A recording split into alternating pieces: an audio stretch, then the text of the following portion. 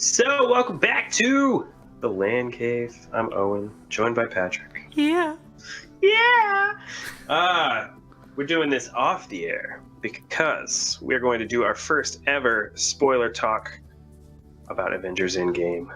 So, if that was not clear by the words spoiler talk, you're going to be entering a spoiler zone. We're going to be talking about Avengers Endgame in extreme detail, probably the rest of the MCU and later on, including the brand new Spider-Man trailer. I'll mention that again once we get to it, just in case, hey, I've seen Endgame, but I don't want to watch that Spider-Man trailer. I know there are some people like that out there, so I'll bring that up again. But we will be talking about that later on in the cast.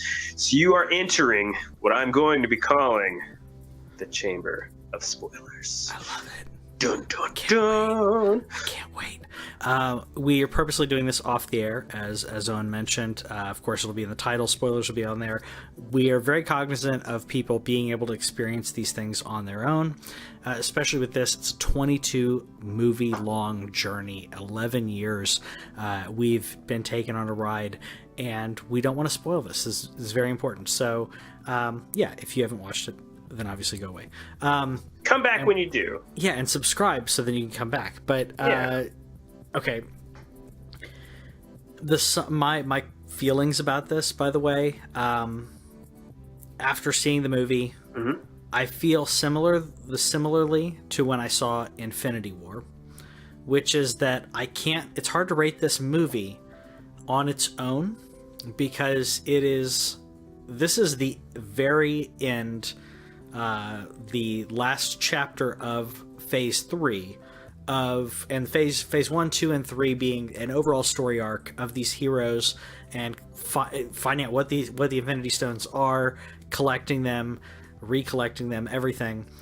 So it's hard to rate it on its own. I really loved it. I liked some parts of it better than Infinity War. Some parts I didn't like as much.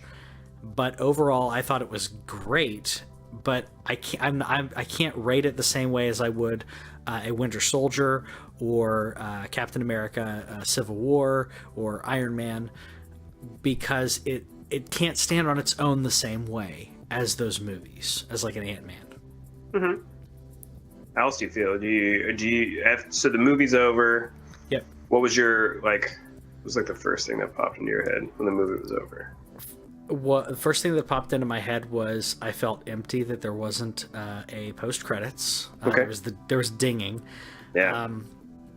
But I had all kinds of emotions, and the first thing that I said afterwards to Whitney was, that was perfect. I'm glad they left it that way, and they're not doing any lead up. We didn't get any hint of who the next bad guy is. We didn't get any hint about anything of the plot here, like after this. It was just, this is the end, this is the conclusion. We know there is a future, but they didn't purposely tease anything, and I really appreciated that. That's kind of how I felt. What do you think? Okay, so I'm not gonna say it's perfect, but I will say whenever I tried to think of the things that I didn't like, that we'll go into as we go throughout the acts. But the thing whenever I was like, I didn't like that, there's only like one thing where I have a definitive thing, like I would have done that different. But the rest of the movie, if it was something that I didn't like, I was like, I don't know how I'd fix it though. So I guess it works. Yeah. That happened to me several times throughout the movie. It is like you said, this was 22 films in the making. This has never ever been done before. Like, this isn't just I'm super excited that this movie was out type of thing. That wasn't the only feeling that I had going into it, and I was super excited. I went. My wife allowed me to get tickets 2 days earlier than the tickets that we had already purchased, just so I could see it, because I was that afraid of like people spoiling it for me and not enjoying it as much. So I was super excited, but it's also just a respect thing, like to keep an arc going like this. The only thing that's even close to it right now in terms of a universe perspective is Star Trek and Star Wars. That's the only thing that has that level of content. Star Wars has now upcoming 9, 10, It'll be 11 movies, plus 2 long-running TV shows. Yep. With several seasons. Star Trek obviously has several long-running TV shows that are the majority of them are 4+ seasons. But nothing like this where it's just. I mean, there is the Agents of S.H.I.E.L.D. show, but that wasn't really that incorporated. But just 22 movies. That was nuts. And when it was over, there was just this range. There was a lot of emotions. I was like, man, that was cool. Man, am I ever going to get that same feeling again? Yeah. Is Arc 2, and I want to talk about this a little bit more when we're done with the movie and talking about Spider-Man, is Arc 2 going to be anything like that in terms of what I'm going to go through? Because I've been going through this since I was a teenager. Yeah. And that's where that level of excitement still happens for something like a Star Wars and a Star Trek, because I have been doing that since I was a kid. But now there's going to be a clear break in the story where great characters are gone and they ain't coming back. And we'll definitely go into that later. Let's kick it off with we're going to go through the movie for the most part, play by play, and I think this is a good time to talk about act structure. This is a very good example of a 3-act structure, and it's very defined 3 acts. Blatant. So if you've ever struggled to understand what that means, or you've watched a movie and you're like, I don't understand how that's Act 3, this movie kind of spells it out for you. Act 1 is the post-snap world. Whitney and I were talking about it because we had a long conversation after the movie and then the next couple days, but I told her I thought this was beautiful because we as fans have mourned that snap. We've mourned it since Infinity War, but we haven't seen these characters mourn, and they didn't get to mourn with us, but we're seeing what they went through in the post-snap world.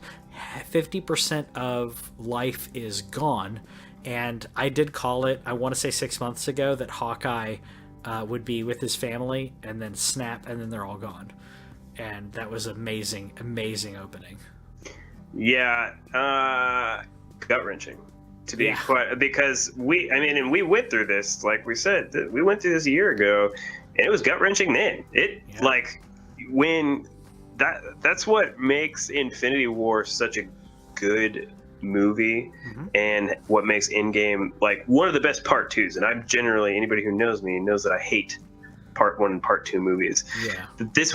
They were perfectly done in terms of the ending to Infinity War and the beginning of the Endgame, because we had that year, we had that moment, and then you get snapped right back into it at the beginning of Endgame because you see that moment happen again. But you see it in the eyes of the characters, and you see, dude, he's playing with this little kid, and she shoots things. He calls her Hawkeye, and then And I will say that being a 2-part movie, this is a great. First of all, I'm glad they didn't call it 2-part, because it was going to be Infinity War Part 1, Part 2, and then they later said, well, they were shopping around the name Infinity Gauntlet for the second part.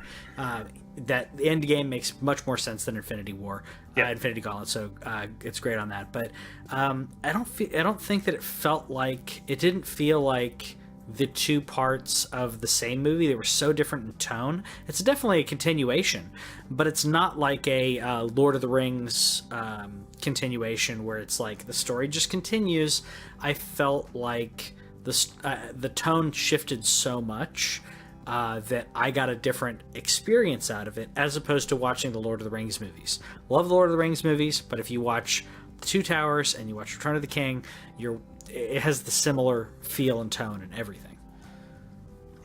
Yeah, I mean, and I can't watch the Lord of the Rings anymore. I've just seen them, just never again. It's just a thing. I don't know what it is about fantasy stuff, but I can watch a superhero movie over and over again.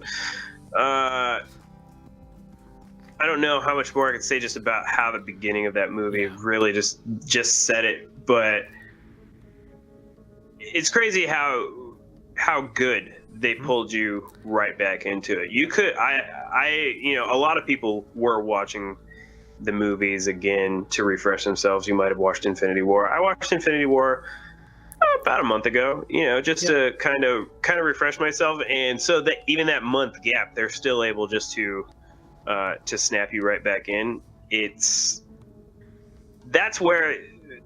the start of how respectable the craft of this film is, because the Russo brothers, man, they are so good at splashing everything in there. There was serious in this movie. There is happiness in this movie. There is sadness. There is tragedy. And they've somehow blended it all together extremely well. And I don't think I've ever seen necessarily anything that does it to the extent that they do, especially whenever you have this kind of star power. Oh, I'd agree. Where like Thor Ragnarok, I would be like, it's a superhero action movie, but it's really comedy. Yeah. Like, I think it's a comedy. It is. It's like buddy cop comedy. Yeah, and I loved it. I feel like this had because of the tone of the entire universe all mixed together. It had all of those elements. Yeah. So real quick, we have morning. Stark is leaving a message for Pepper, which was in the trailer, and working with Nebula, and basically like, hey, we're working, but we just don't have the food. We're gonna run out of oxygen, and here comes the plot device. Captain Marvel shows up. Now, I will say I did have to kind of piece this together afterwards, because I was like, so she just found Tony, and then I remembered the post-credits scene from Captain Marvel. Yeah. Is her showing up and saying, "Where's Fury?" So I was like, okay, so before the movie, she showed up and they were like, "We don't know. This is what's happening. Tony Stark's gone. Can you see?" Or basically, like her, not Tony Stark, but her saying, they probably told her, Black Widow probably told her, "Look, our other team is in space somewhere. Can you go find them? Our genius is in space." Yeah, and then there you go. That's how So I kind of had to piece that together afterwards. So I was kind of confused, but. This is the beginning of my Captain Marvel is useless through line.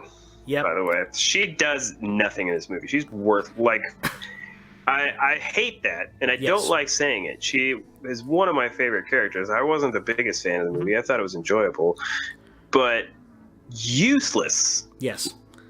Absolutely useless, and we'll get more into that during the fight. But we will, because we're going to see her now, and we're going to see her at the end, and that's it. Yeah. I thought a crazy part of this was them getting home, like him ripping his core off his chest. Yeah. Like, that was some good acting.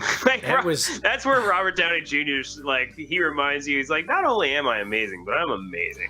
He is one of the best actors, and you put that actor in a comic book movie, you're going to get these amazing performances because he takes it seriously. He takes it as seriously as it should be. He doesn't take himself seriously, but the movie is not at all. Yeah, so I love that. But I did have people, again, I feel like what happened after Lost ended, where I'm having to play cleanup because people didn't understand things. Yeah. But I had someone who didn't understand how he could do that, because they were like, he has the arc reactor there.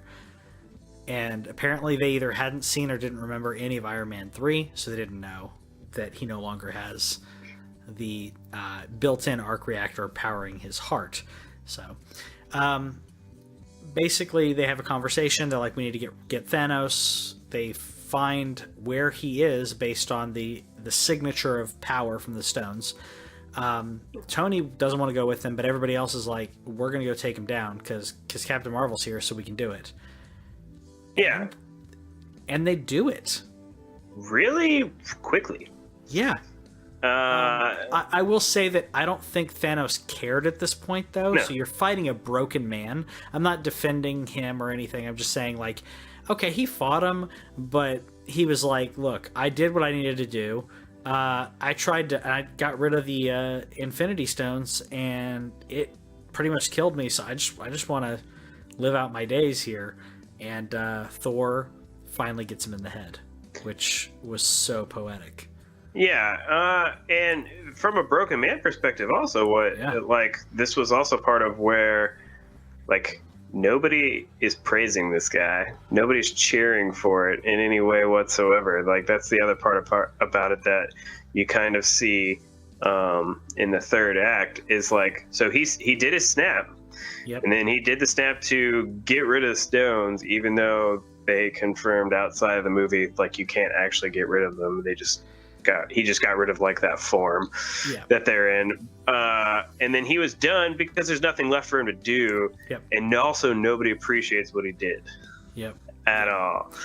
Which I thought was, I mean, it's so Thanos that he's like, I did this thing, like, I did what was right, and very similar to the Infinity War comic, if you've read that, where he's like, he's vying for Death's attention.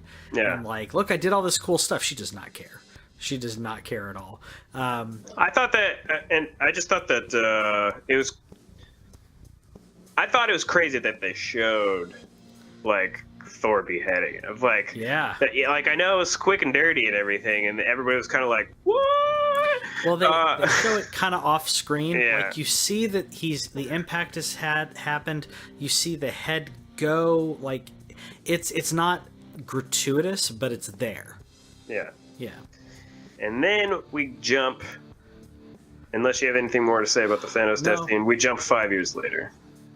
And I will say I cried a few times in this movie, but like watching, I got emotional watching like Cap talking to people and trying to get back to normal, because this is PTSD that everyone on the planet who is left is going through.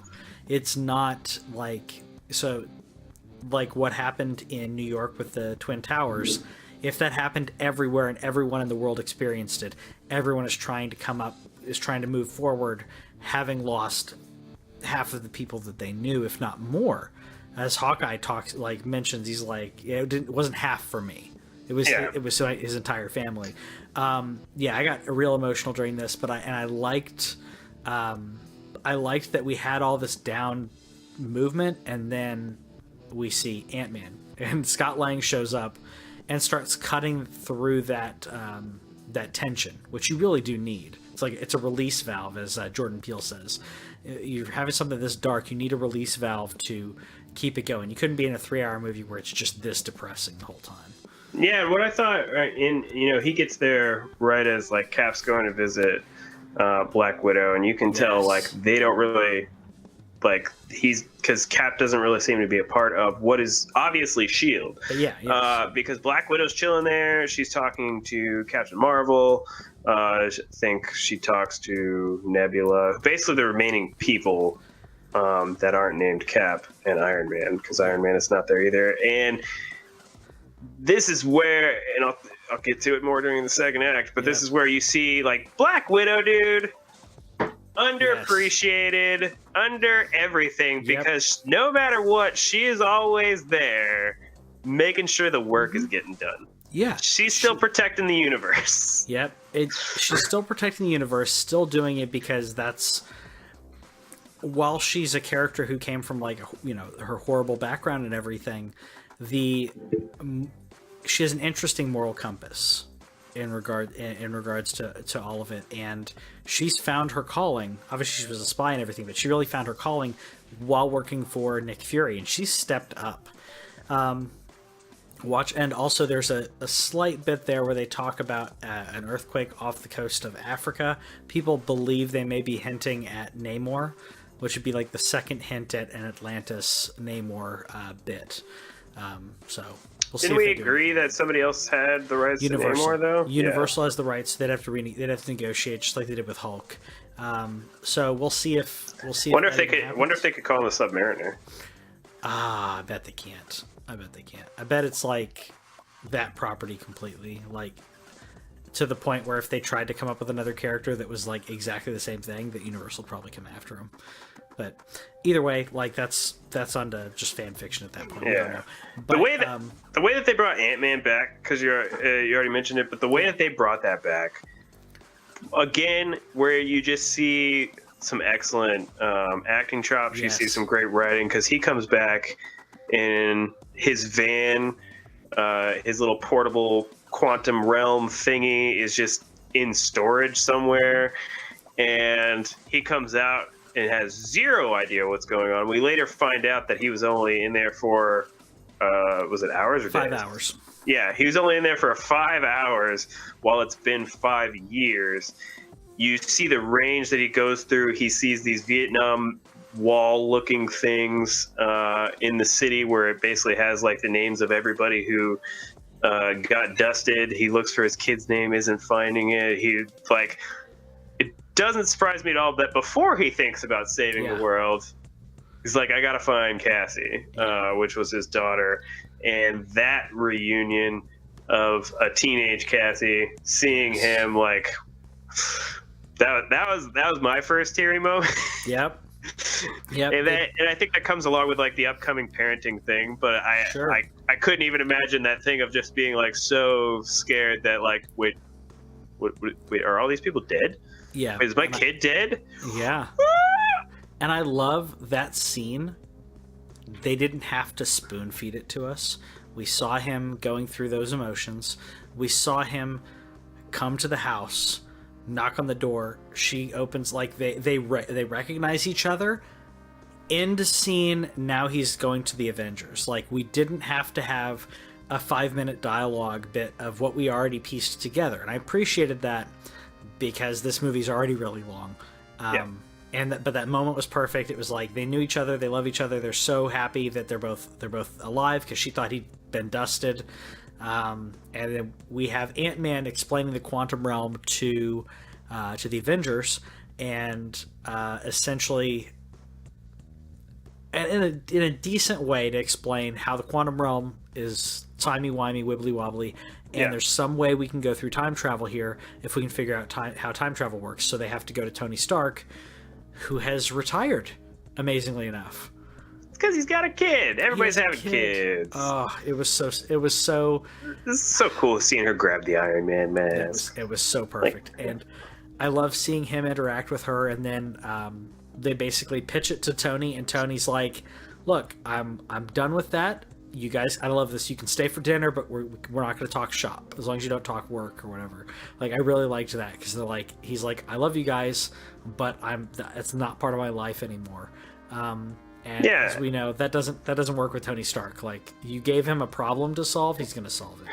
Yeah, and I think the interesting part is that he tries to fight that part of him because he is trying not to be that ego guy, because that's part of what's always been it. Like, he's always thought with his bright mind that he had to be the one that saved the world because he's the only one smart enough to figure it out. And in some ways he's right, even though we haven't. I mean, Hank Pym is still alive. He was dusted, but yeah. So he was dusted at that time, but he had the kid. He got Pepper. He got the girl, and he got the little girl, and so he's trying to fight that natural instinct that he has. And then, of course, you see right after that he's talking to Pepper, and he's like, "Hey, I solved it. Solved what? Yeah. Time travel. Yeah, time travel. Just solved it." I love that. I love her conversation with him was like, she understands him. She's like, "No, you have, this is something you got to save the world. You have to save the world. That's what Tony Stark does." And I love that because she got 5 years of Tony to herself, and she knows at his heart this is what he does. And we'll see later on how that, we'll talk more about Tony Stark later on, but so after they decide after he decides, really, after he's the one that solves it, there's a couple things that we didn't mention here, or that I forgot, or one thing in particular that I forgot to write down before I get to Thor is Professor Hulk. You had talked about seeing Professor Hulk. How excited were you to see Professor Hulk? I was so excited. I was more excited than I thought. Like, after it took a minute, it's so jarring to see this, but that's what it would be like to see what we think of as Hulk talking like that.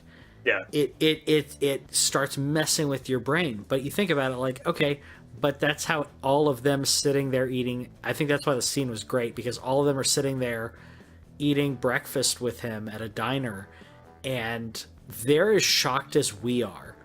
They're like, "This doesn't make sense. Like, explain it to me again." So he talks about he figured that he didn't want to fight with the big guy anymore, so he essentially found a way to fuse the two of them together and have the best of both worlds, which is great. I wished, I think after Infinity War, I thought the director said Shuri was not dusted, so I thought Shuri was going to be the one that did this, but I'm okay with him doing it to himself.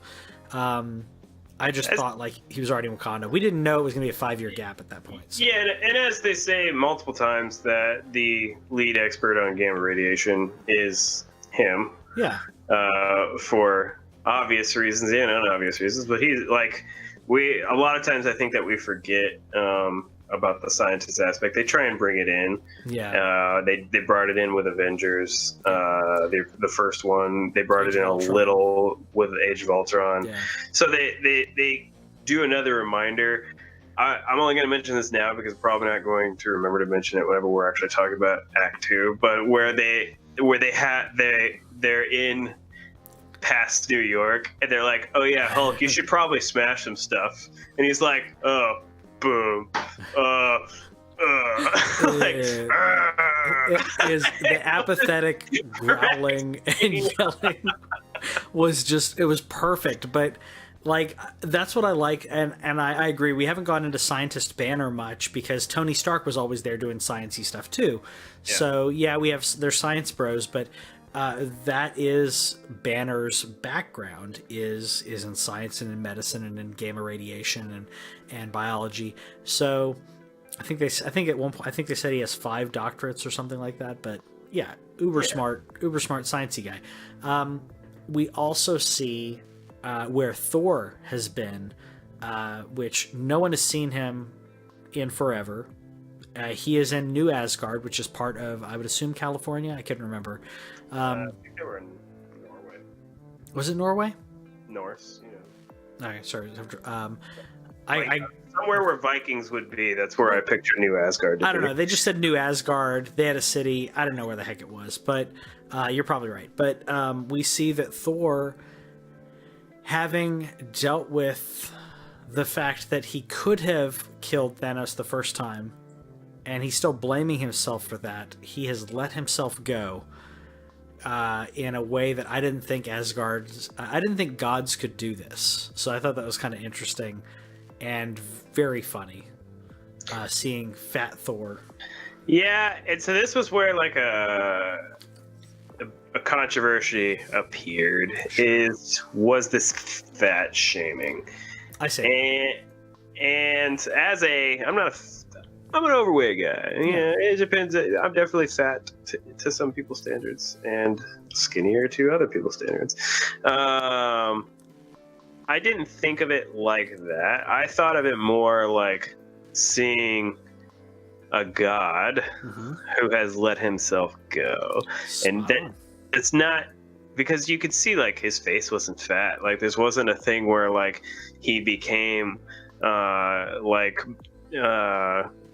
Stiller in Dodgeball at the end of Dodgeball after he loses and he's sitting there eating the buckets of KFC chicken, like where that's clearly like, hey, that guy went back to being a fat guy. No, this is a guy who drinks a lot of beer. Yeah. So much beer that it affected somebody who is hundreds, if not thousands of years old. He's thousands of years old. 1,700 years old or something. Yeah. I viewed it in a similar way. Like, we're not fat shaming. We're saying, like, this is someone who, and there are fat jokes in it, yes, because these people are so shocked that Thor, the Adonis, the amazing Norse god, has let himself go to that level. That's not fat shaming. That is a rude awakening to be like, what happened to you? Yeah. Like, seriously, like, and that's a very crass way for someone, if you're really close to someone and they can tell you, hey dude, you're kind of putting on some pounds, like, and they're not saying it to be like, dude, you're fat, but some people do say it as a joke.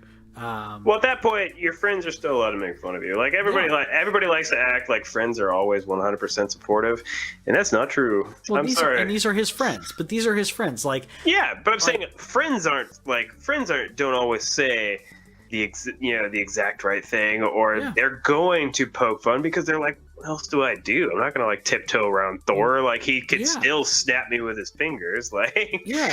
So I gained some weight a while back, and I'm working on that. But one of my friends and coworkers gave me crap about it, and okay, this part may like have like crossed the line, but he gave me crap about like having man boobs. He was like grabbing my man boobs. Like, okay, that can cross the line, but like he knows touching me that, part. Yeah.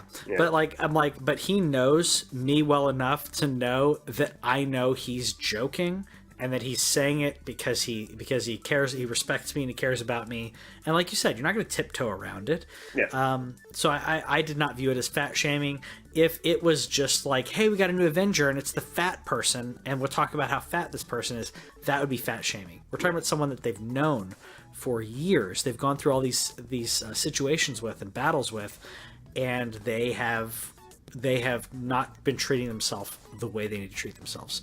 So one of my favorite parts of it, though, is where he yells at the kids who are bullying his friends playing Fortnite. Yes. Like, well, thanks, Ben. I'm just glad we got more Korg. Korg is one of my favorite characters, and seeing more Korg was great. I quote Korg from Ragnarok, all like his stuff in Ragnarok all the time. So I like that. So I really liked that they included. I mean, you could see how broken everybody was, but like, I mean, Thor really takes this personally. Like, Thor knows how powerful he is. Thor knows he's up in, in even he would probably still argue about Captain Marvel, but he knows that he was the most powerful Avenger, and he brought the axe. He got the axe there. He didn't finish the job, and so he sees that 50% loss of life as like his fault. And that's where you really have to, again, a good call out to just mental health in general, where the personal responsibility that you can take in a event like that, where while technically some of it's in your control, it's still not your fault. But it doesn't matter because you think it's your fault anyway. Well, especially with Thanos literally saying you should have aimed for the head, and then I mean, he blames himself because Thanos basically told him, like, if you had done that, all of this would have, like, none of this would have happened. I think that's what's resonating with him, and they talk him into helping. There's a great they refer to him as Lebowski at one point. I thought was hilarious because he's got totally had it. Yeah, he's got the sunglasses and the coat. This is great stuff. I know we're going to see lots of Fat Thor and Big Lebowski Thor at conventions now, so I'm excited to see those cosplays. Go to what's that? I was going to say they still get him to come back.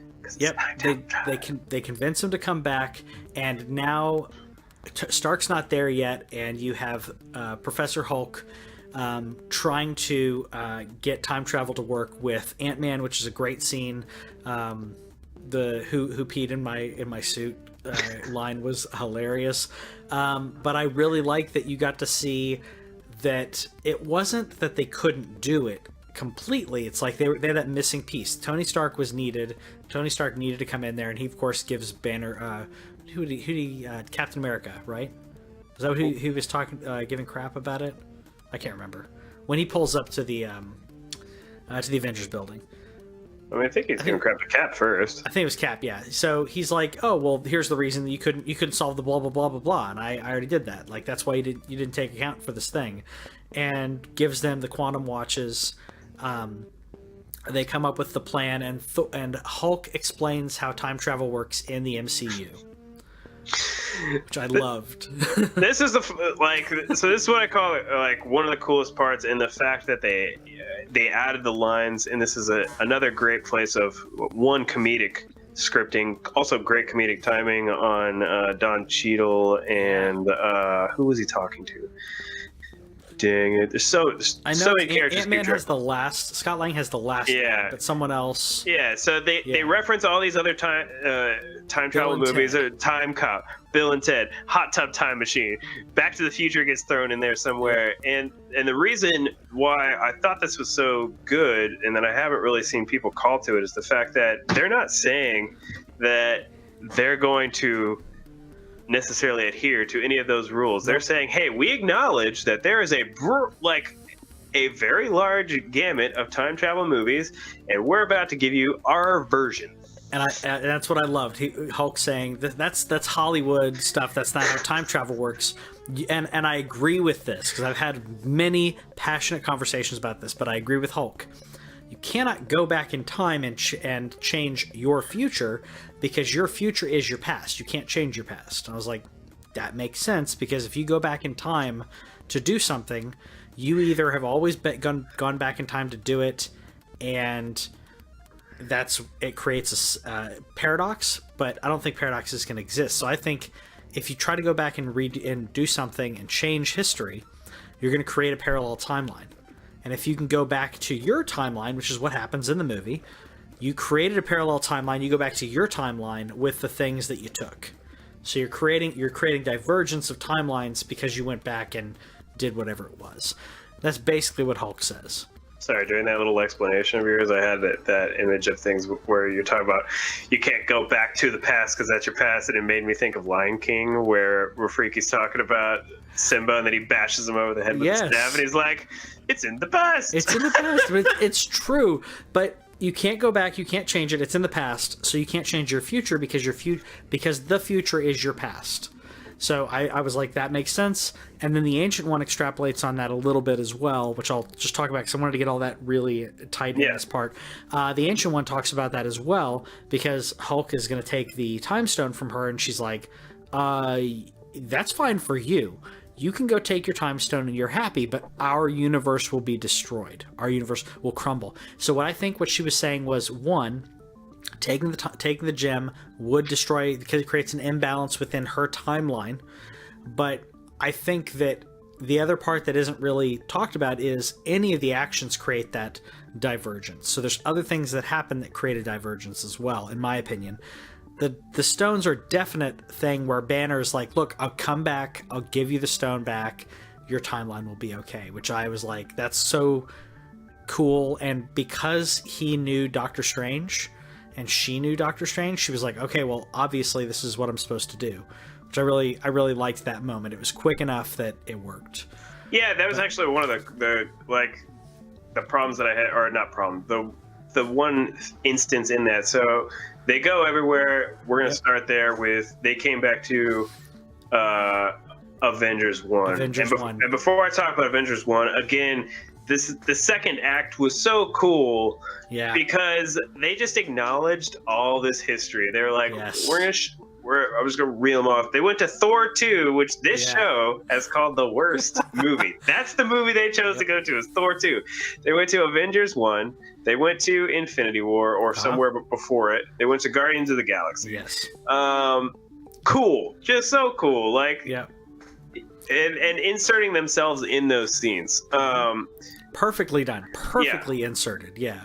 I really liked them talking, or Banner talking to her, because one, you just see how well she acknowledges time, and that gives you even more of a breadth of knowledge on how then Stephen Strange acknowledged time, because she's like, hey, you're 5 years too early. Strange is over there where we haven't met yet. And then after she says no, and then he's like, well, Strange gave him the stone. Wait, what? Yeah. Why Strange gave Thanos the stone? Yeah, and that was enough for her to be like, look, I trust Strange to the point where he's my successor. She knows that. And she's like, well, if he's my successor and he did that, then he obviously is making the right choice because he is the guardian of the stone. He is the protector. I loved that moment. I liked them going to the original Avengers because as soon as they were like, we're gonna go steal the stones, we're gonna have a time heist. They literally call it a time heist. As soon as they said that, I was like, well, we've got 2 stones in New York. Like, I thought of that immediately, and sure enough, they were like, yeah, because we have the scepter and we have the Tesseract. Oh, sorry, 3 stones. Three stones. Like, that's perfect. I didn't even think about the time stone. Yeah. So we had 3 in the same in New York. It was like, that's perfect. Tony Stark is in charge of the Tesseract, and Captain America is in charge of getting the scepter, which they are trying to find a time where they can take them, not interfering with their past selves, take the object from people who are, guarding those objects with their lives, with everyone's lives. I guess we can start with Tony Stark's basically fumbles that with Ant-Man. I really liked the Back to the Future-esque moment there where, like, he's in position with Ant-Man and he's just watching the end of Avengers where they're talking to Loki and kind of just, like, it reminded me, one, how I haven't seen the end of that movie in a while, but how casual they would just be with Loki when they weren't fighting with him. Yes. Like, it was just so funny. Like, they're just talking to him like, we didn't just destroy half a city. What's up, Loki? Because of what this guy did.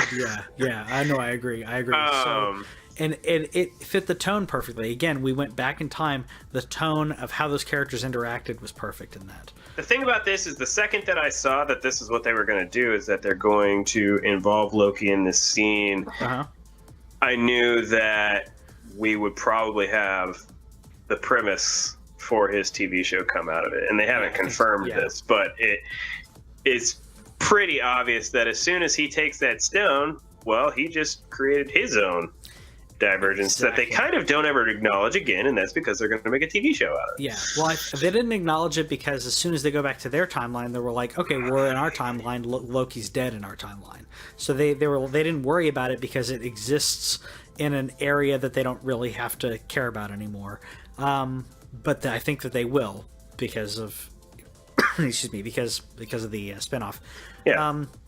Then we have Captain America. I love this scene so much. That's why I had to wait and give this one the last bit for the Avengers to wrap up this part of the time heist. Captain America getting the scepter from the elevator of S.H.I.E.L.D. agents, harkening back to the Winter Soldier elevator fight scene. Wow, this was so cool. The whole Captain America part of this arc is probably one of my favorite things in the whole movie. He whispers the Hail Hydra in the elevator.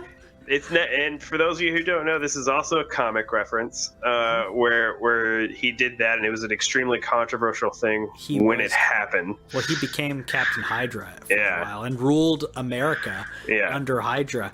So we won't talk about that, but it was marking on that. But I loved Crossbones is like watching him in that scene. Like everyone's kind of looking at him, but Crossbones has got it figured out, which I thought was really cool to see him because he died in Age of Ultron.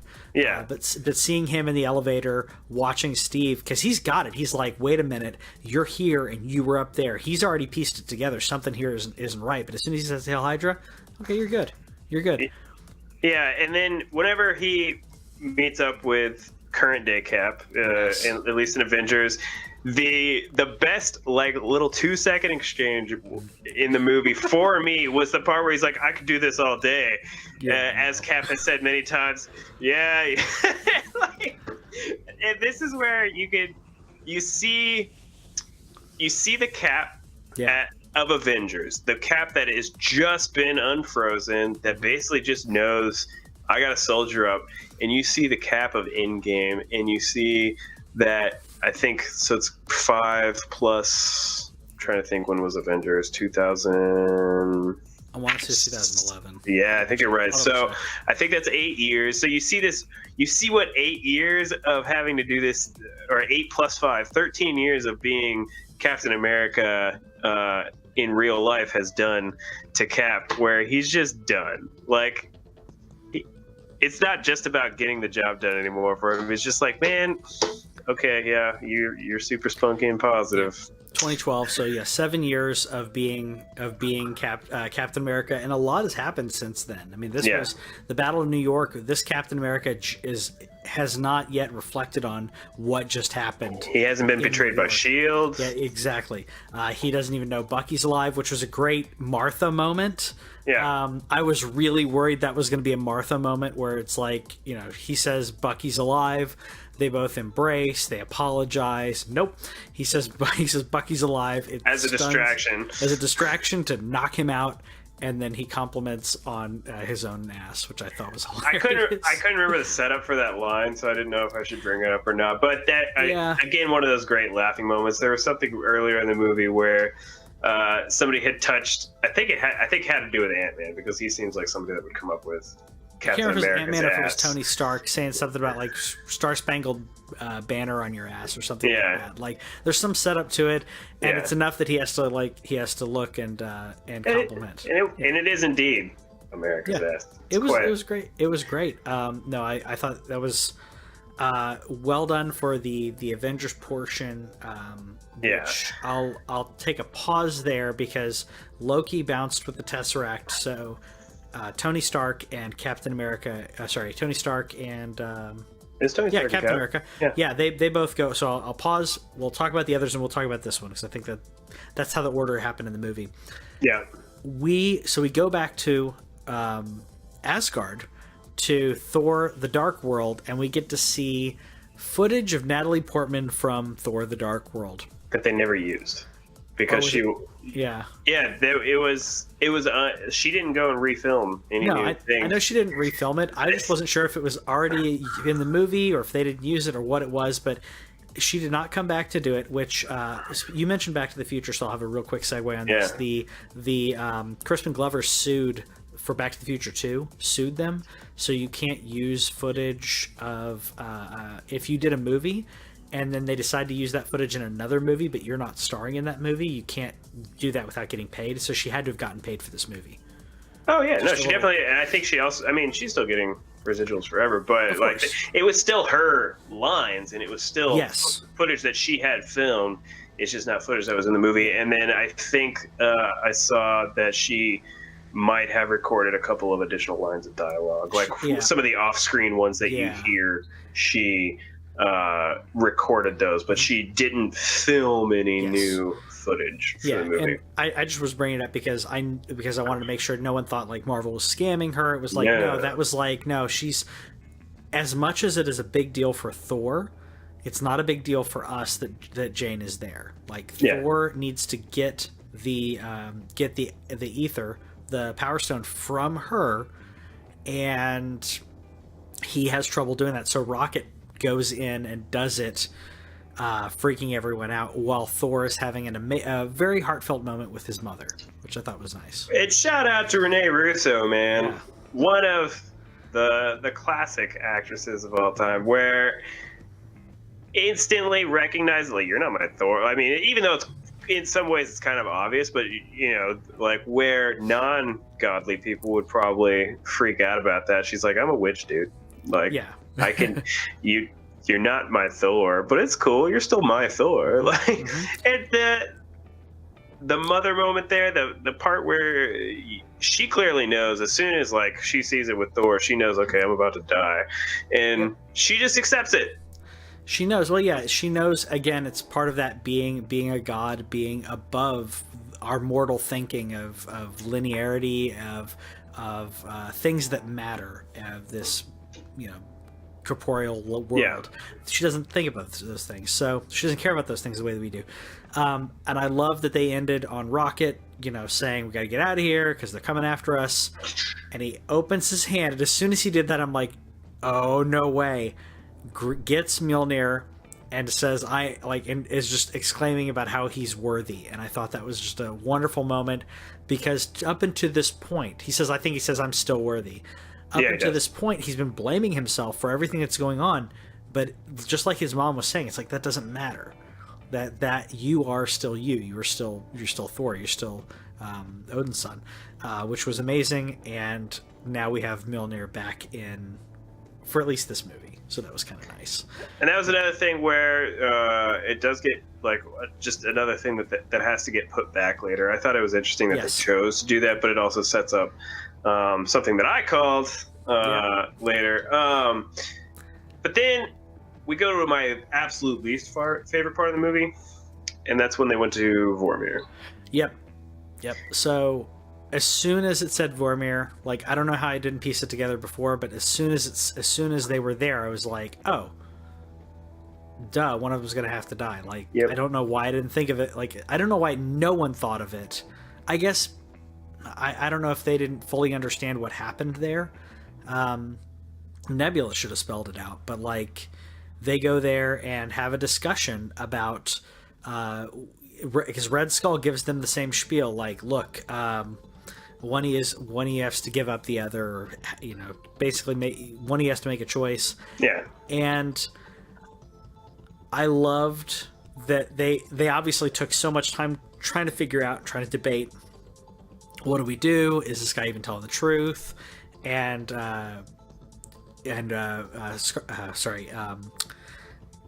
Scarlett Johansson, Black Widow says, he knew my father's name, and she didn't. Like, he knows all these things. Like, he's proving it beyond a shadow of a doubt, like that he's telling the truth. And they each make the decision that they should die themselves. Yeah. So you have a fight to see who will kill themselves. And the wrong person died. That's what I gotta say. Yeah, and we found out what we already knew is that Black Widow can take Hawkeye. We already knew that, at least MCU. I'm not going to talk about in comic book quarters, but she is the baddest person that's gross with no powers. It's muted. No one heard. Oh, I did. Yeah, she can take anybody. Yeah, it's like, okay, you got aim. Who cares? I'm going to take you down hand-to-hand combat. The thing that I hated about this, one, they turned Hawkeye into a murderer. No. He was a murderer. Yes, they did. Ronan was a murderer. Like, sorry. I thought you meant that scene. Yes, before that, Ronan is a murderer. Yes, you were correct. Yes.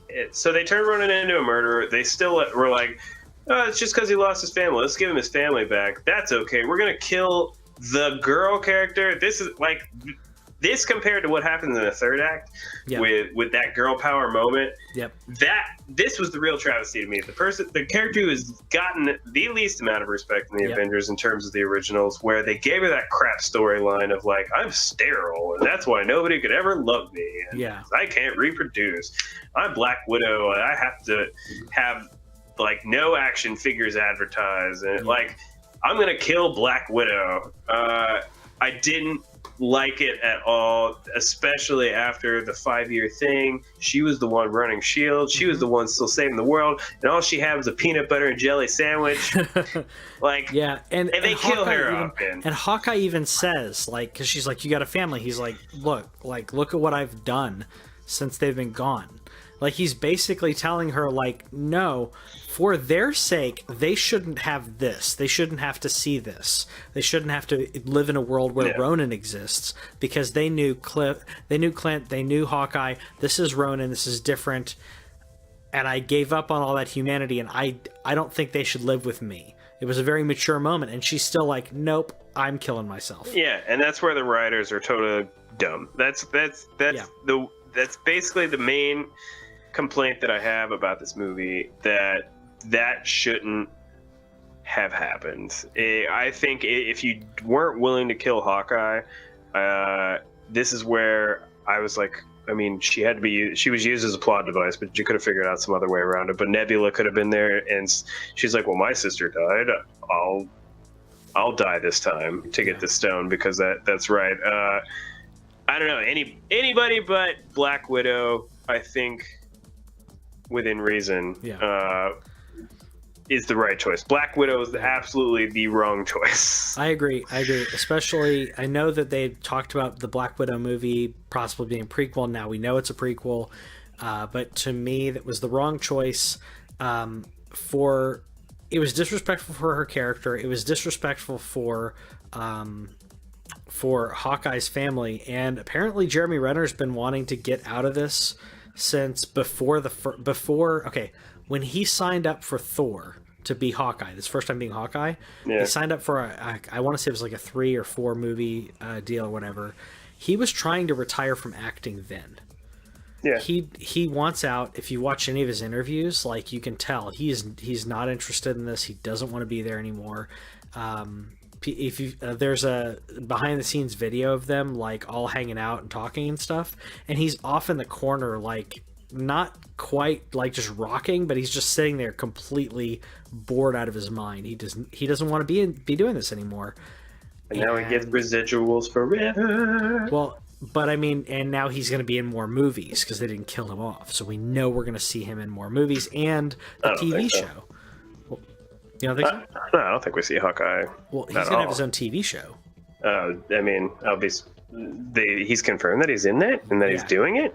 Yeah, he's doing the Hawkeye. It's a series. It's a mini series, whatever. But either way, it seems like all of them are going to be like short. They're all going to be that. Anyway, so that takes us to our last one, where we go to. And I forgot the name of the planet, but the planet from the original Guardians of the Galaxy, in getting I wrote it down.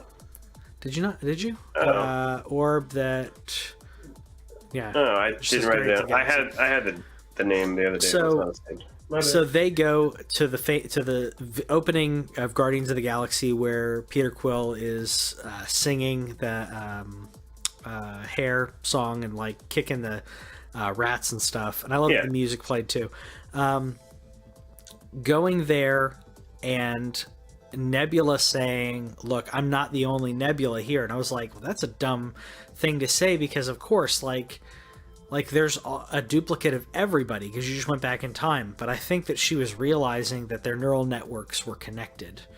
At that point, she was realizing that, and you get to see that past Nebula, who's being tortured by Thanos. Originally she's not being tortured, but like he sees a video feed, and she's like, "I don't know where that's from."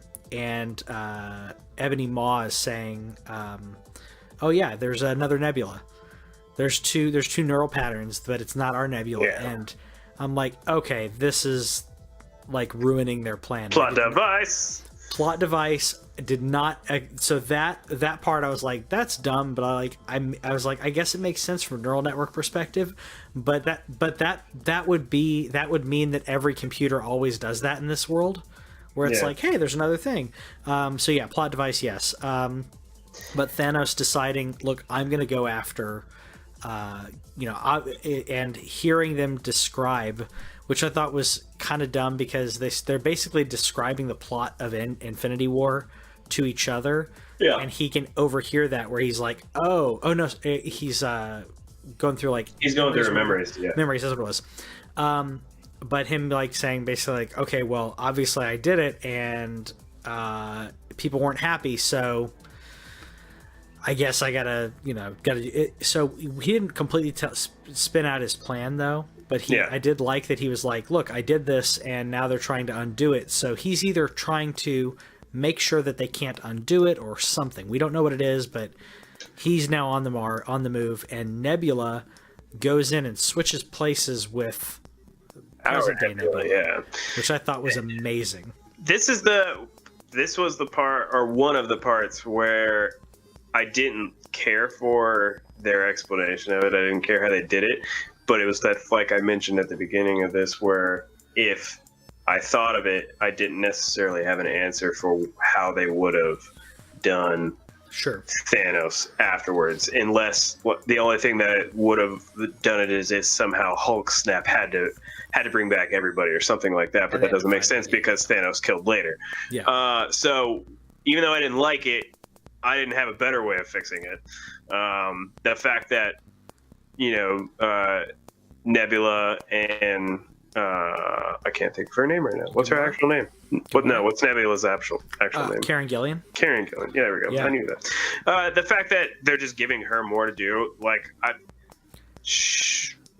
one of those things where that's probably my biggest gripe with the whole movie is just that and I know why they had to do it this way. It's just that it's a big focus on the past cast, the original, the OGs. Yeah.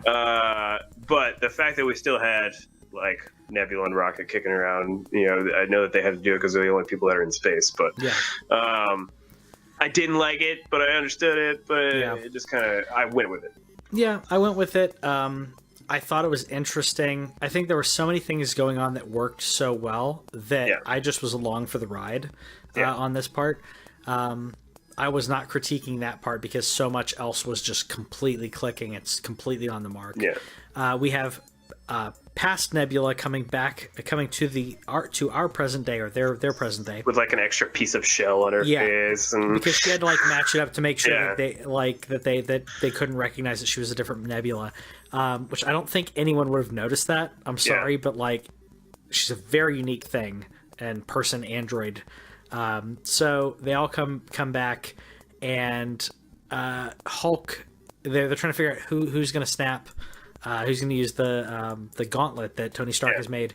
Of course, it's Hulk because he explains, well, it's gamma and it emits gamma. And that's kind of my thing. So that was good.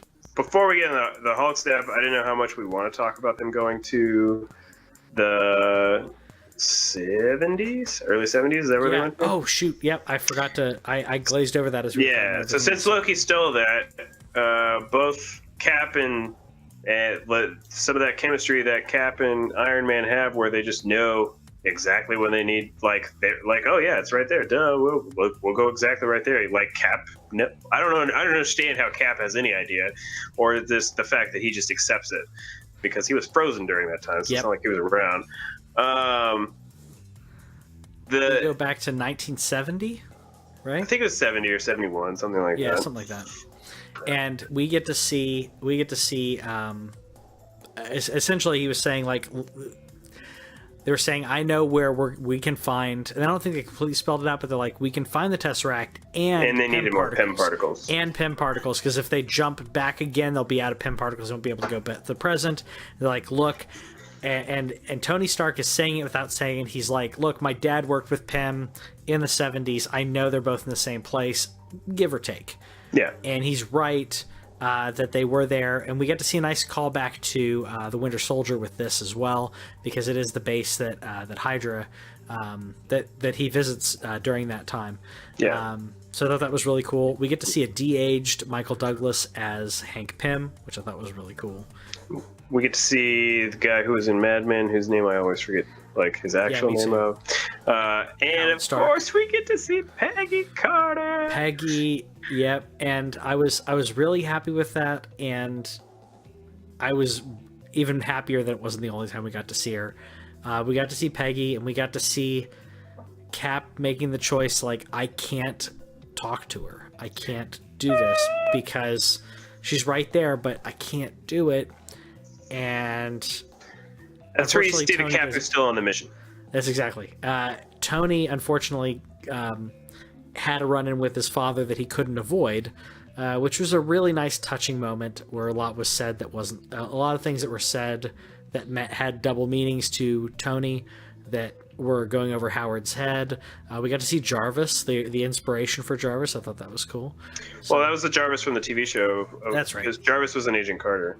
Yeah, that's right. I forgot. Like, I only watched a little bit of it. But... Oh yeah, it's good. And I think it's we don't really have to stay here very long. But I did think it was again that evolution of Tony Stark, where the 5 years after the snap, Tony Stark gave his dad a hug, like a guy who, like, he'd had a lot of issues with that are regularly referenced throughout the Iron Man movies.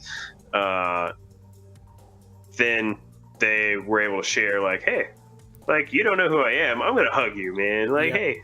I just thought that was like an interesting small little thing, like, where they are willing to put, like, hey, Tony Stark's emotional now. Like, look at that, guys. We get to see how far he's come as a person and how he feels about other people. Because Tony Stark, when we first saw him in Iron Man, he only cared about himself. Yeah. And we got to see him. We've seen him grow over these 11 years, which makes it even worse at the end. So I had a question here from Alex, just because it's part of the time heist, so I'm only just mentioning it because of time travel. Yep. So obviously Wanda's not in this part of the movie, or really in virtually any part of the movie, but except for the one part where she's a badass. Could they have used time travel to save Quicksilver? Okay. Yes, they could, and because the movie shows that. I don't think that they knew that at the time, but because past Gamora is brought into present day. Yeah. We know that can happen because that creates a timeline where Gamora no longer exists. In this case, it'd be a timeline where Quicksilver never died, but he just disappeared at some point. So they could pick him up from right in Age of Ultron and then drop him into present day. I don't think that they will, though. No, they absolutely will not. I don't think it's even on anybody's radar just because, Yeah. I mean, he died. Like, it's a thing where they don't want to mess with things too much because him and Wanda are both, like, they're, as for all we know, they don't have parents or anything. They're still around. They, like, Parents are dead. No, they're nobody fine. really knows that they exist other than the Avengers. Yep. So if there was a person that you could bring back through time travel, it definitely would be him. But does Marvel care enough to do that, or does Disney care enough to do that? Absolutely not. I don't think that it's a care enough to do it. I think it's like it's one of those things from a storytelling perspective that if you open up that Pandora's box, Yeah. then you start changing things. You start every action that you take from here on. You don't have as much of a feel of like, oh well, that can just be undone. Yeah. I think they're going to box that thing up. It's going to end up with top men, as they said in Indiana Jones, and we're never going to see them use time travel. We're not going to see them use time travel maybe for a long, long time, or not in the same way, because you can't just keep doing the same thing. No, it'd get boring. So yeah. So the answer is yes. Are they going to ever? No. Yeah. So we get back to the Hulk snap. Yes. Which I will say, I'll admit, watching the movie, that there was a for some reason a cognitive dissonance between this moment and the denouement at the end with where Doctor Strange brings everyone back. Yeah. As soon as that happened, I was like, how are they back? And then I had to like piece it together in my brain, like, oh yeah, because Hulk snapped. So when Hulk snaps, Hulk brings back everyone who's gone from. So essentially, they've just lost 5 years. They just didn't know it. They're the same age. And they're not even older. Yeah. They're the same age. Yeah. So Hawkeye's getting called from his wife. Everyone exists. So at this time, off screen, it's just something to keep in mind. Doctor Strange and everybody is snapped back into existence at this point. But they don't know that yet because they don't the place know just that gets leveled. Because they get leveled by Thanos in a way that I did not expect, completely destroying the Avengers headquarters to the point where I'm like, are they just all dead? I mean, yeah, it was horrible. It's a weird thing, and I'm only going to mention it now because I'm going to forget it later. Just at the end of the movie, I was a little surprised that Hulk's arm never heals. Like, but that again tells you the power of the Infinity Stones. Yeah. At least it hasn't healed up until the point of the end of that movie. His arm was in a sling, and I'm gonna guess it's kind of Dumbledore-esque, where he now just has like a dead arm. Think so. I don't think so. I think he's. I mean, I don't really think he's going to get be used slow. anymore. I think it's going to be. I think he's going to heal. It's going to be slow. I will say that I have my own thoughts about what's going to happen to Hulk in the future, though. So we'll go into that later, though. Yeah. He snaps. Sorry, with the right hand this time, not the left, because Tony Stark's gauntlet uses the other hand. Yeah. He snaps. All life comes back. Thanos comes in and is like, "All the stones are here," and tells Gamora, "You need to prove yourself." That you're on my team, because he knows that Gamora in the future will betray him. So he tells Gamora, go find my stones, and he just sits down, like waiting for her to prove herself. He's like, look, I just leveled all of this, go find my stones for me. And I don't think that he thought that all of the Avengers would basically live, or that he'd have that big of a fight at this point, because he's just passive after leveling the building. No, and this is where we see like there's the start of weird, like where this is a weird version of Thanos, and it gets more into it as the fight goes on. But this isn't a Thanos that's fought them before. This isn't a Thanos that's even met them before. He knows of them. He knows they exist, not only because of what he saw through Nebula, but before he even talks about Nebula, he knows the Avengers exist. It's a thing that he's cognizant of them being around. Yeah. But he has no actual relationship with them. He hasn't had a conversation. This is a uncompletely realized Thanos. Like the one that we saw at the end of Infinity War, that was a guy who just completed his mission. Mm-hmm. This guy is still 3 or 4 years away from doing that. Yeah. And it was just interesting that he wasn't like more like. Yeah. No, well, he kind of explains it. He's like, he explains it saying like, I apparently I accomplished it and it didn't matter because these still people who don't care. Like, I can't remember his exact people don't words. appreciate it, but he's basically saying like it's always going to happen, or like he's basically making sure that they can't undo his work. But there's a lot to. I'll have to watch that scene again because it's deep, and he's reflecting on a defeat of a future self. So it's really interesting a bit there. But you see then him confronted by the original Avengers. And I thought this was an amazing... Minus Black Widow. Well, we got to see Thor, Captain America, and Iron Man all trying to take out Thanos. That was a dope fight scene. It was a great fight scene, and being able to see, like, on his own, he's not completely destroying them, but he's handling it pretty well. And seeing that was really cool. And then we get to see... I think your order here is correct. So I couldn't remember the Mjolnir thing was here or later, but I think it was there. We get to see Captain America wield Mjolnir. So this is where I'm glad that they've confirmed this, but I'm more glad that I recognized it first. So Cap, Thor gets the hammer knocked out of his hand, and then we see the hammer go to Cap's hand, therefore indicating that Cap is worthy. This is something that they have now confirmed, that in Age of Ultron, he realized that he was worthy right then. He could have picked it up, and he decided, I'm not going to show up Thor. Yeah. And that was what I always thought it was, is that he's been worthy the whole time. He was just like, it's Thor's hammer. He would steal his thunder, if you will. Yeah. Hey. But yeah, I'm pretty sure that he hits Thanos with it. Yeah. And then you see it return to him. So you see, yes, he is worthy. It's an amazing fight, but then you basically see that Thanos is like, look, I brought this whole army, and you're like 6 people, and you got nothing. And then you hear on your left, you hear Cap on your left or something. And that was a harken back to Winter Soldier as well. Yep, to the two of them running around the lake in Washington. You got Black Panther chanting. I tried to look up the word, and then I couldn't confirm that was the actual word, so I didn't want to be disrespectful.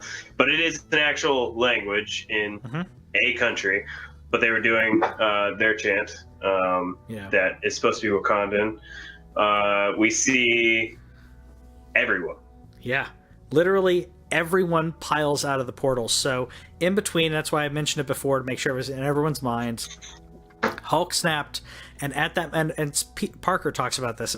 He basically says, I don't know what happened. I was gone, then I was back, and as soon as I came back, Doctor Strange is like, it's been 5 years, let's go, we got to fight.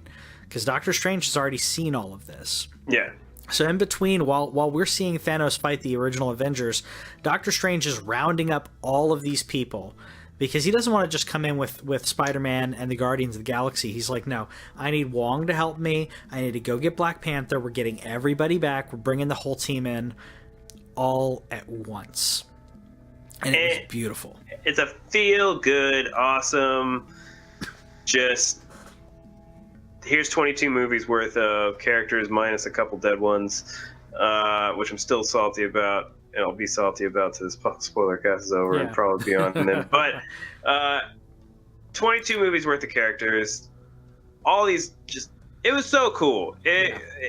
Again, there were things about this movie where I was like, man, I wish we had more time with the new characters. As it went on, I realized, oh, okay, this is because we're never seeing almost all of these characters again. Thor, we know, is going off in the GOTG. Yep.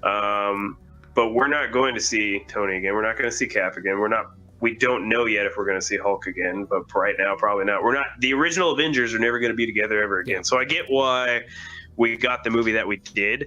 Mm-hmm. I wish we had more time with some of these people who are so good with their lines. Unlike Captain Marvel, who comes in... And okay, I will say she filmed this before she filmed Captain Marvel. Yeah. I thought her delivery was poor, but also she comes in to fight Thanos. She takes down a ship. Yeah. Well, before she takes down the ship, though, we get the Scarlet Witch Yes. of awesomeness. The Yes. one that is single-handedly taking Thanos. That was about to beat Thanos. Yep. Until Thanos literally was like, fire everything. Yep. I He had wanted to make given sure up he at that called to point. that He's because it's just so cool. No, I agree. He that was his point where he's like, look, it's over. I don't care what happens at this point. These people cannot win. Even if I die, it doesn't matter. Everyone here, no one goes home, is kind of the feeling. Yeah. I thought it was great that just another Scarlet Witch point, because again, we didn't get enough time with these people, and I really like that character a lot, and I like the actor too. You like Elizabeth Olsen, yeah. I do. Of course.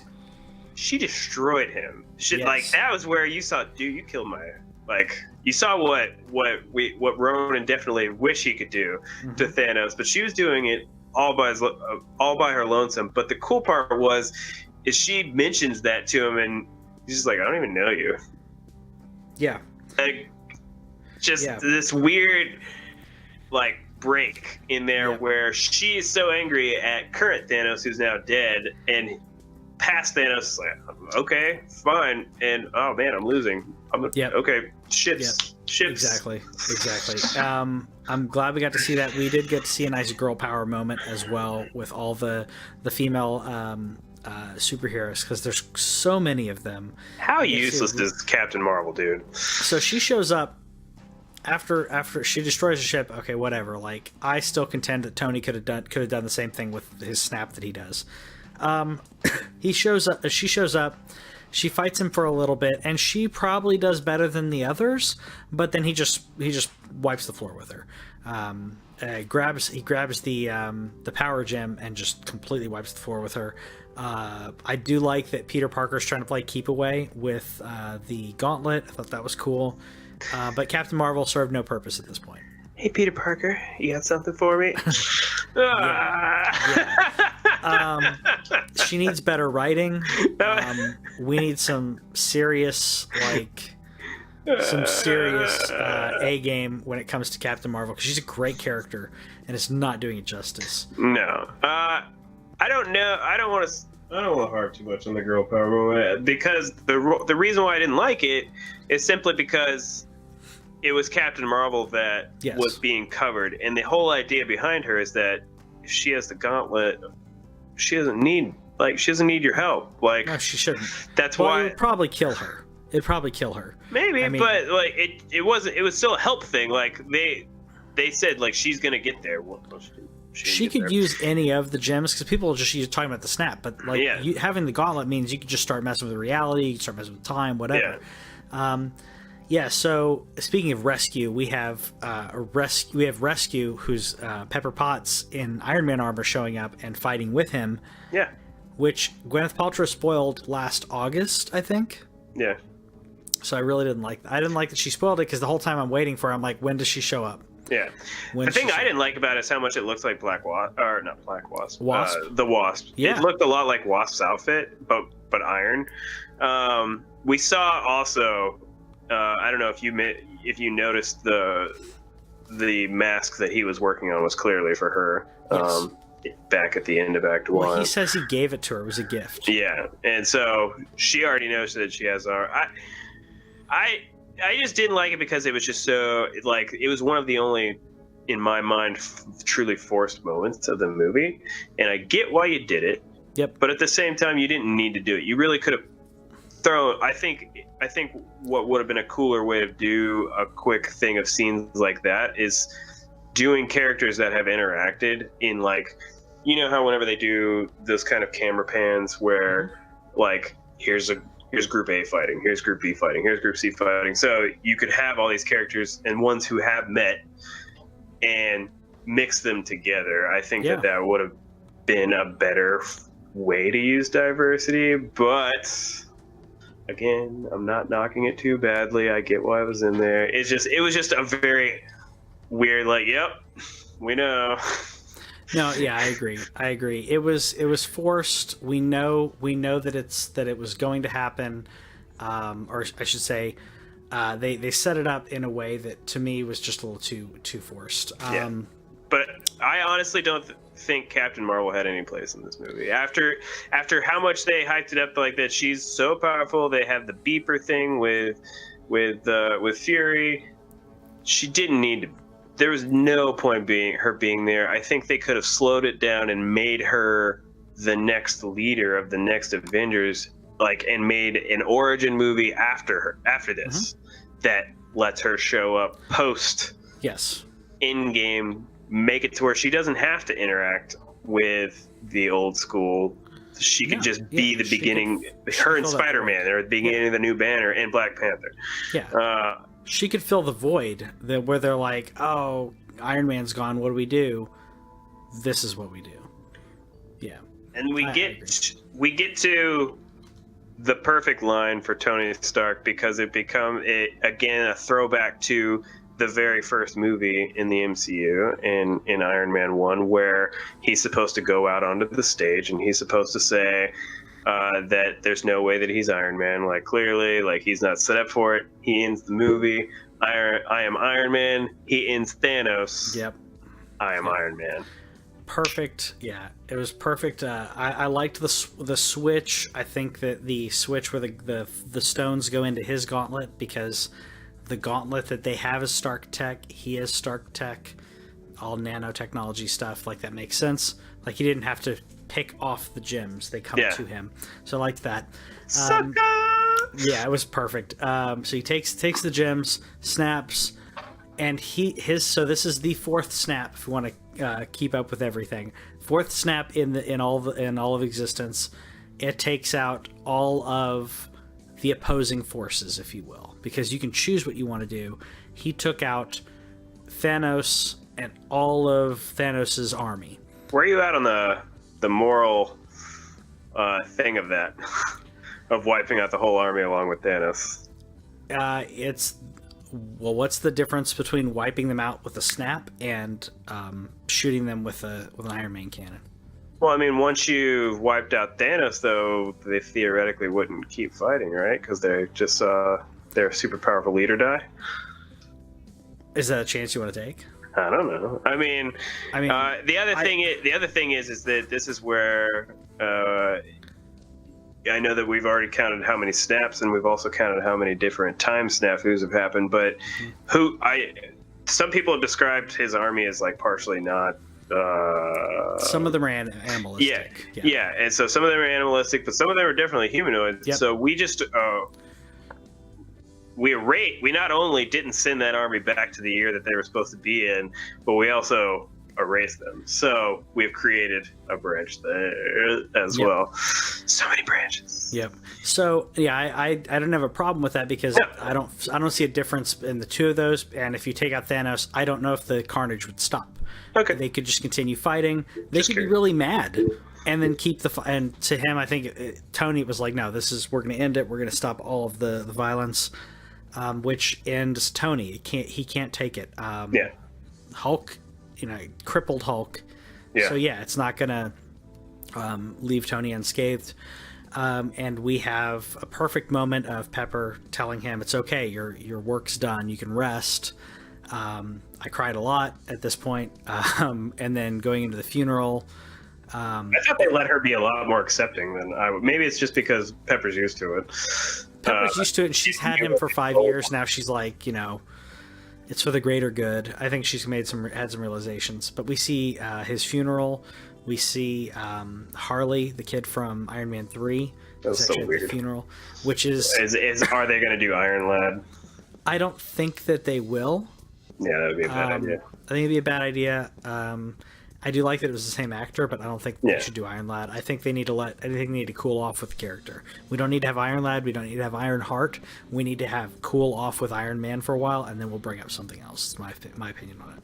Yeah, it's already going to be hard enough to have a second Cap. And the weird part about it, and I know why I knew they were going to pick Sam and not Winter Soldier, but Sam's not strong. Sam is not as strong, but he's got the heart. But he's not a super soldier. That's the whole thing. But I wonder how they're going to work that out. I can't wait to see what they do with Sam and Bucky. I think that's going to be fun. Yeah, that's going to be good. It's going to be fun stuff. So this is where we get to the weird, like, time traveling part of Captain America. Yeah. Because he breaks the rules. He breaks the rules, and and the movie breaks its own rules at this point. Yeah. Captain America is supposed to go back, put the stones back where they came from, and they come back. And the Hulk is like basically counting down. He's like, all right, he's going to be right back. And never comes back. And then, who was it? I think it was Bucky that told Falcon, look over there, and you see an old man sitting on a bench. Chilling. And it's having Steve. a butterscotch. Yep. Werther's original. Yeah. And he went back in time. He put all the stones back where they were, and then he said, "You know what? I'm gonna have some of that life that people keep telling me I should be living." Yeah. I don't know. It seems like where there's like a half and half thing on this. Like, one, this is really against Cap's character to break the rules, and two, everybody was like, he broke one rule. He finally broke a rule. And and got the girl. He also cursed a couple times, but yeah, he breaks the rule. He goes and gets the girl, and he lives his life that he wanted to live, and he loved it. And he told Falcon, Falcon asks, like, you gonna tell me about her? And he's like, no, I don't think I will. So that begs the questions of where, and we don't need to spend too much time on it, but just the fun speculations of, so was Cap her husband the whole time? So that's the only way that this could work, unless we are now in a diverged timeline ourselves. Yeah. Because it could be. We saw in Winter Soldier. He sees the pictures of the kids when she's dying and she's losing it because I think she had dementia or Alzheimer's. Yeah. So but we don't see a husband. Yeah, my headcanon right now, until they clarify, my headcanon is that because they already broke the rule, and if they're going to break the rule, then there has to be a reason for or how it worked. I think that they got married. I think Steve and Peggy both knew, look, we can't tell anybody, so you are no longer, you can't be Steve Rogers, you gotta be somebody else. We're living a normal life. Just blend in however you can. And that means that he had, in any event that he knew in history, he had to stay out of because he would be interfering with his own timeline at that point. Yeah, and we know that she died, and we know that he came back when he was supposed to. Whenever Hulk was counting down, like, when he counted down, he was probably already on that bench. They just didn't notice at first.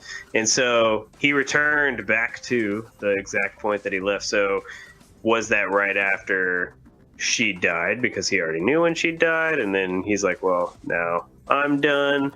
What I wonder is what happened. Are they just saying old man Cap is dead because he's still there? So is he going to show up at some point? I don't think he's going to show up. I think he's done. Yeah. It was a passing of the torch. He's like, yeah. I can't help you anymore. But he brings the Captain America shield and gives it to Falcon. I thought that was a great moment, a great passing of the torch, because we knew it had to be done. So I think we'll see a new paint job on his Falcon armor. We'll see what happens, but I loved that part. Yep. Yeah, and I wonder if and there was a lot of speculation on this. Is like, did he tell Bucky what he's going to do beforehand? Because Bucky didn't have anything to say to him when he came back as an old man. He said goodbye when he was leaving. He didn't say like a see you later or anything. Whenever he was going back in time, he said deuces. And so, did Bucky know the plan, or does Bucky just know Steve that well, where he's finally like, yeah? I think that's what it was. I think he knows Steve. He's like, as soon as he didn't come back, he's like, yeah, of course he went and got with Peggy. Of course he did. It was a perfect ending for both of the characters. It was a perfect send-off, and we had no post-credits. We had nothing telling us. Just the Iron Man hammer. Just the Iron Man hammer, which was fitting. And some of the best end credits I've ever seen. Seeing the characters, seeing their signatures, like... It was so good. Where was Stan in the movie? I forgot. Oh, Stan, it's when they go to 1971 or 72. Right. Yeah. He drives in, and they have him dressed up to look like he looked in the 70s. That is like exactly how he looks. Okay. So I thought that was kind of... He basically played himself. Yeah. So that was cool. The Watcher. Yeah, he basically is. So now we talk about the future of the MCU. Kind of talk about this briefly as we wrap up. Yeah. So if you Because we got our first trailer. We do. If we don't want to know about Spider-Man Far From Home, go ahead and leave now. Thanks for joining us. Thumbs up while you're here. And subscribe to the podcast if you haven't already. But so we got to see Spider-Man's trailer for Far From Home and dropped. This is the second trailer, and they prepared everyone in a very good way. Like, hey, this has spoilers. Good job. I loved it. The Russos were like, look, this has spoilers. The embargo's up on Monday. It's fair game. I'm sorry, but that's when it has to happen. And the trailer spoils it, but it brings up something interesting. It spoils Tony dying. Yeah. But it brings up the idea of a multiverse, which I think opens up, obviously, a big can of worms for the Marvel MCU, and I'm curious what you think is going to happen. I mean, the thing about this is just, and the obvious question is it the multiverse, or is it Mysterio who has messed with Fury? Is that possible that he could fool Fury that much? That's what I doubt it. Yeah, because they blatantly had Peter. I didn't like this trailer, by the way. I'm in a very small minority because I didn't like them just blurting that word out in the trailer and making it so obvious. But with that, they've now given themselves a license to do whatever they want. Yeah, to an extent, yeah. I wonder if the thing that I wondered as soon as they mentioned that with Endgame was Endgame, in terms of that arc, are they ever going to attempt an arc like that again? Are they ever going to have any arc that lasts that level? Not that long, I don't think. I think the next one we see is going to be it's going to be 5 years or so, but I don't think they'll have the patience that they had for this one. Yeah. So I think we're going to have a 4 or 5 year arc for the next one. And so that's a little sad moment for me.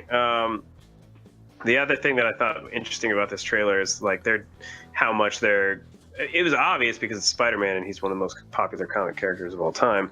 And Tom Holland's pretty decent at it. But Fury comes to him. Fury's like, Thor's off-world, Captain Marvel's unavailable. That leaves you. So they're clearly making Spider-Man this front character, and it just made even though it was obvious that he's going to be one of the front characters, at the same time, as a high school Peter Parker, are we really picking the right person to rest some fate of this current multiverse thing on at this exact point in time? You're not gonna go talk to Black Panther about this, maybe? I don't know. Yeah, King of Wakanda. Yeah, it'd be Black Panther and obviously, Falcon, because he's had the mantle passed to him. Yeah. Those are your key players. Spider-Man's a key player for reasons, but it was kind of weird for Nick Fury to say that. So we'll see what happens in the movie.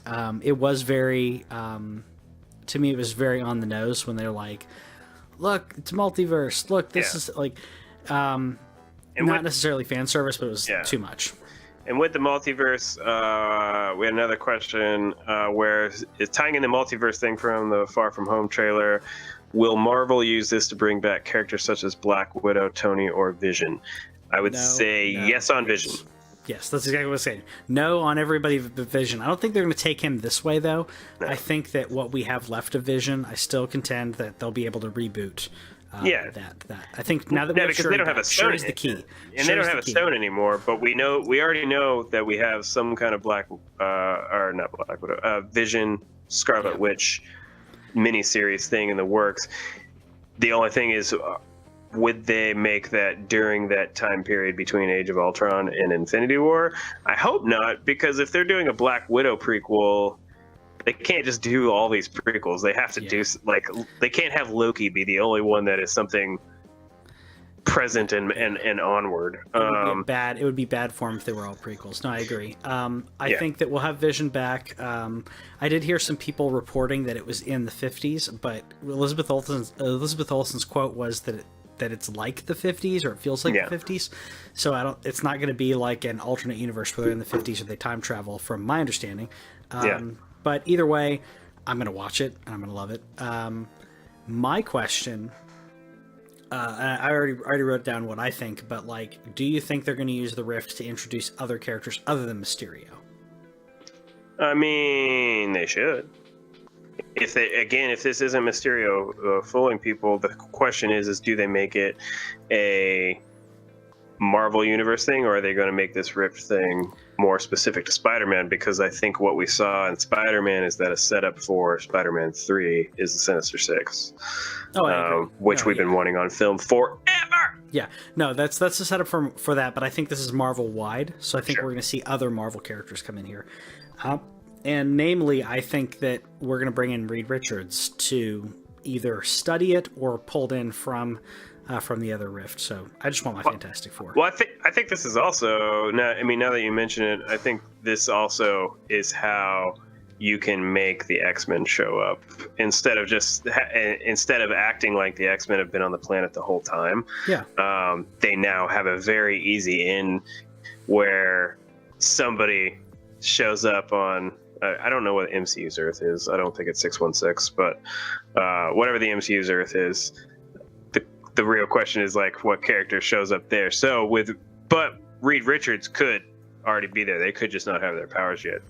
Yeah, it could be, or they come in from a rift. Man, do we need a freaking good Doctor Doom? Can we have a good Doctor Doom? Please. Doctor Doom's one of the coolest villains. So that should be the next Avengers villain. I think that's the next Avengers villain, and I think it'll lead into Galactus. I think is what will happen. Doom to Galactus, I think, is the way to do it. If they bring in Galactus first, I think it'd be too soon. He's a big, bad villain in the likes of a Thanos, so I think it takes time to build him up. So do you have any other last thoughts? Obviously, I'm sure it'll be something that comes up for years to come on this podcast. We love to reference old wrestlers, but as we wrap it up, do you have any last words about Endgame? I was just gonna say this is the best time to be a nerd. We're getting all these amazing things and in a quality level that I would never have imagined. So I'm loving it. I'll just keep it up. Yeah. I'm gonna say it's been a pleasure. And I say that in a weird way because the thing that I don't know how to feel is I don't know how I'm going to feel about the next arc. I know how I feel about this one because they did such a great job with casting. They picked a great, amazing Tony Stark, the perfect Tony Stark. They picked the perfect Captain America. They picked the perfect Thor. Yeah. They picked a great Black Widow. They picked a great Hawkeye on down the line after the originals. I don't know if they're going to have that same magic moving forward. They do have some great people in place. Black Panther's awesome. Spider-Man's awesome. Captain Marvel, goodness, you got to give her a script. We know that Guardians of the Galaxy is at least getting a third one. We don't know what happens after that. So if we never have something like this again, it was a great ride. Yeah. I look forward to going on the part 2 ride to see where it goes, but I don't know if it's going to be that way because this was just so great. It was such a fantastic ending. I agree. So that was the first ever episode of The Chamber. Spoilers here in the TheLanCave.